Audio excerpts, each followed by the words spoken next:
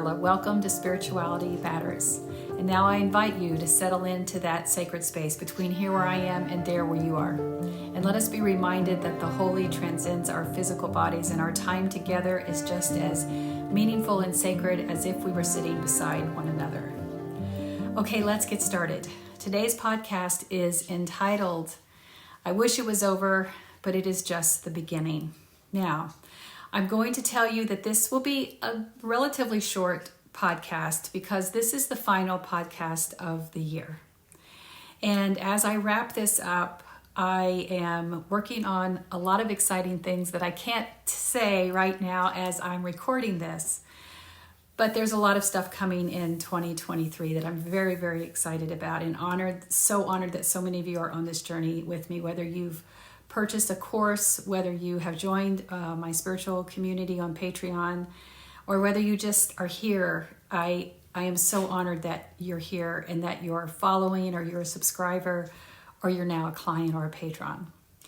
And the first part of this podcast will be about politics. I think it's important that we bookend this year with a reminder that we have work to do. But at the end of this, I'm going to also give you a writing that I had done several years ago honoring the winter solstice. So this week is a highly, highly sacred and auspicious week, because not only do we start the Christmas week, we have the winter solstice here, and there's all kinds of spiritual traditions throughout the entire month of December that I hope that if you were part of our holidays for the rest of us and took part in the Hello December, then you were part of that 31-day program and you learned more about those. But if you didn't, that's okay. There's always next year. Now, let's get going. And what I plan to do here is really just kind of expand a little bit on what I wrote in the blog, but for the most part, we're going to go straight through it. And like I said, it'll be pretty quickly. So when I started to write this blog, it was in the wee hours of Sunday, November 13th. So like I have said before, this has been my normal now for about 8 years. People are like, oh my gosh, you really get up between 2 and 5? Yeah, not a lot. If I go to bed really late, forget it. I can't get up. I have to do it from a place of rest. So you'll see me start to head towards bed pretty early. And I've been doing that since before seminary when I went to school. So really, it's been at least 8 years, maybe even longer that I've been doing this. And if I were honest, I actually did it before. And it was something my brother does. My grandmother did it as well. I remember so many nights where I was getting up at that time. And she'd be sitting there on my couch and she'd say, I'm just fascinated by, maybe it was a piece of art or a picture, or she would just want to sit down and talk. And I often wondered what was inside her. And if you're hearing, my dog just came out from outside and he's huffing and puffing in his bed. That's my recording studio. So that you get what you get. So I feel like that was also her spiritual nudge as well. And somehow we have been gifted with that. And I am honored for it. But something does awaken me. And like I call it, it's my spiritual nudge. And it is an invitation to arise and write and then rest. I've often heard this, and I tried to find the source, but it says the book is written, the writer can dance. And I feel like I'm still writing because I can dance at the same time, but while this faucet is flowing, I'm going to keep writing, because sometimes I can't believe I'll look up and it's like, my gosh, I have written 12 pages. Where does this time go? How was all of that for that one course, that entire series, that one module for that course that I got done in one night, in one sitting, when I don't even have an outline? I just know that it's going to flow. And I love that, because that's coming from a source outside of me, and I truly believe that I'm just a vessel. So when it arrives, I know that sleep is not going to return. So I might as well just get up and do it. And again, as long as I went to sleep early, I'm totally fine. I grab my iPad, cat goes across my belly, and I start typing the words that are dancing in my head.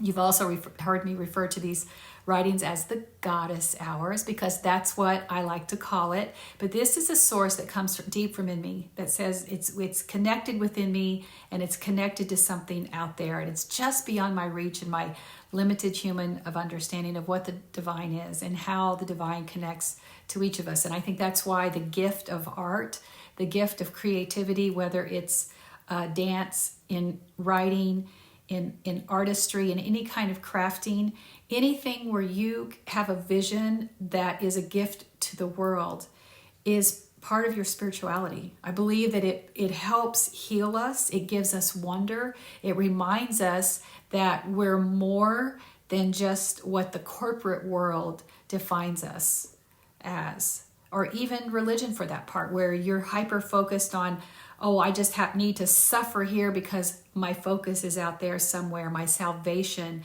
is out there. So someday I'll just be with Jesus. Hallelujah, because this life is hell. That's not ever what this was supposed to be about. Jesus talked about heaven on earth for a reason.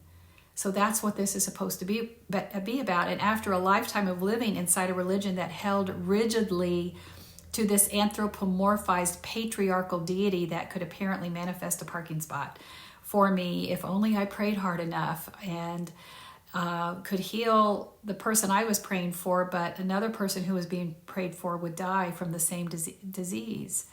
I no longer believe in that. In fact, I reject it fully. Now, I'm not saying I don't believe in miracles, and I don't believe that there can be some kind of divine manifestation, but it's not contingent upon your religious beliefs. It's more about how we are connected to humanity. And yes, we are here having a human experience, and that impacts us in ways that even sometimes is interrupted by whatever our spiritual calling is. So, out of that belief system that I'm talking about came Christian nationalism. That's basically an Americanized movement. Now, we have seen it in Nazi Germany. I talked about that a little bit in the last podcast, and I make a lot of videos about it. But this has arisen, and they have been working, these Christian nationalist operatives have been working a 60-year plan to ensure its control and power over this country. And I cannot stress this enough, but to say that we were inches away from becoming a fascist country run by Christian nationalists, that is not an understatement. It is no exaggeration. We were inches away. So as I often do before I begin my Goddess Writing Hours sessions, I scroll through my phone. I want to make sure I didn't miss any important messages, like somebody called and I missed it or something like that. But I do steer clear of notifications. I don't go down into social media rabbit holes or anything like that. I just look to see if anything urgent came in, except this time there in my notifications was a breaking news from the Associated Press, and it was informing me that the Senate would remain under the control of the Democrats. And I chuckled, and I thought of Mitch McConnell, and I wondered what he was thinking when he heard that news, because as my daughter likes to say when we're showing or expressing disdain for somebody, that person can kick rocks. It's kind of like a high schoolish way to say something. So I just thought, Mitch McConnell can kick rocks, because my first thought was to think about what old Mitch was thinking about, but I wanted to dismiss him with this high schoolish kind of insult. I will be the first to say I have pure disdain and contempt for Mitch McConnell, and I have for years, because I did the research and I figured out that he has been a Republican extreme Christian operative in leadership. And he knew what Trump was capable of. Yes, he acquiesced his power to this tyrant because he was the brain behind the system, and he thought Trump could be the distraction while he created a corrupt, immoral, unethical system inside politics to get what he wants. So make no mistake about it, McConnell is dangerous in his own right. He's smarter and more experienced and knows how to manipulate the system to get just what he wants. Just look at how he created new rules to pause Obama's SCOTUS nomination. Yet, as Trevor Noah said, Amy Coney Barrett is still out of breath from running to her appointment. that was accomplished in record-breaking time. That's unethical. It's immoral. And that's Mitch McConnell. But McConnell didn't just become evil when Obama arrived. He signed a deal with the devil, literally. In the 80s, when he became a willing participant in the plan hatched by Reagan and extreme Christian operatives to secure a patriarchal structure that ensured the white Christian male would stay in power, he was all part of that. We were always coming to this place where democracy would be held hostage by Christian nationalism, hell-bent on turning us into a one-party, one-religion, Christian-centric nation. However, America, we had other plans and showed up in mass to laugh in the face of a red wave that never materialized. Notwithstanding the obvious that white women who overwhelmingly still voted for Republican, and notwithstanding the 80-some% of evangelicals who voted for Herschel Walker. If you ever needed to see how immoral and corrupt evangelical Christianity is, reconcile with the fact that they are willing to back someone so unqualified and dismiss a reputable, compassionate, qualified pastor in Reverend Warnock. Because Herschel Walker can be obedient and Reverend Warnock will not. So now we're going to worry about them another day because we do have a little bit of rest before we re-engage. But today, this also reminds us that we celebrate the Black women and Gen Xers who looked the devil in the face, like Mitch McConnell and the rest of them, and said, "Not today, Satan. For you, McConnell, Trump, and all your fascist friends will not destroy us today. So take your bigotry, tuck your tails between your legs, and go home." Now, I wish this is the end of the story, and we could all go back to planning our lives, knowing that democracy is safe and will live into perpetuity. But the brutal truth is, this is only the beginning. Because let me give you a flyover of where it goes from here. Well, first of all, now we know that Trump has announced his candidacy for president. He's still a dark force who still holds too much power over political operatives. Some Christian nationalists did win, and they've already started to do damage. They won in the midterms, and they will be a force to be reckoned with as they will continue to wreak havoc where they can. And evangelicals showed up in force to vote. So indicating they are doubling down on their embracing this Christian nationalist message that would move us away from democracy and into a Christian-centric fascist nation. They will continue to be spoon-fed from the pulpit with these hate-filled sermons that convince them that they are right and the rest of us are pure evil. People like Mitch McConnell, Lauren Boebert, Rand Paul, Marjorie Taylor Greene, Matt Gaetz, they're all still lurking. And the Supreme Court remains corrupt and illegitimate. And we're finding more out about that as time goes on. As a result, not only as a result of 3 appointees made by a narcissistic, tyrannical president that had no qualifications and fewer morals, we also know that there is illegitimacy in some of the decisions they've made in the past as well. And the final part that's still happening is white supremacy remains the biggest threat to our democracy. White supremacy that is entrenched in Christian nationalism that support dominion theology. Dominion theology says that only the white Christian male should be the one in power. Now, stay with me. Like I said, I promise we're going to end this in a hopeful way because I don't share the problems that we are facing to scare you. It's to remind you that we have work to do. So I'm going to ask you, don't despair. Don't give up. We all deserve a collective sigh of relief before we re-engage. But re-engage we must for our future and the future of our children. Because during these most challenging times, I have reminded people that I believe good will prevail. I believe that because humanity is always moving towards a higher consciousness that demands equity, social justice, and that kindness and compassion guide our actions. Goodness prevails when those who are awakened to it protect it. That is where we come in to ensure that the world we leave is better than the world into which we were born.